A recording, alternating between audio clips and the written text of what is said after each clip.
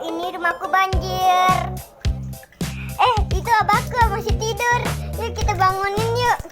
Bah, bangun bah, ada banjir bah, banjir bah. Banjir. Banjir. Seorang anak kecil atau bocah cilik, bocil, ngevlog saat banjir memperlihatkan isi rumahnya yang sudah tergenang air. Namun, ada satu momen yang membuat warganet merasa lucu. Momen tersebut tertangkap kamera saat si bocil tengah vlog. Awalnya dalam video yang diunggah akun @random_00a, si bocil menjelaskan bahwa rumahnya sedang banjir. Ia lalu menyisir berbagai ruangan, hingga akhirnya terlihat sosok pria sedang tertidur di lantai yang dipenuhi genangan air. Pria tersebut adalah sang ayah dari si bocil. Ia terlihat tertidur pulas sampai tak sadar sudah tidur bersama genangan air banjir.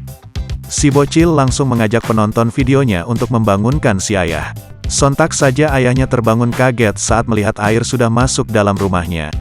Warganet pun turut memberi komentar pada postingan tersebut. Diduga lokasi video tersebut berada di Kalimantan terlihat dari berbagai komentar.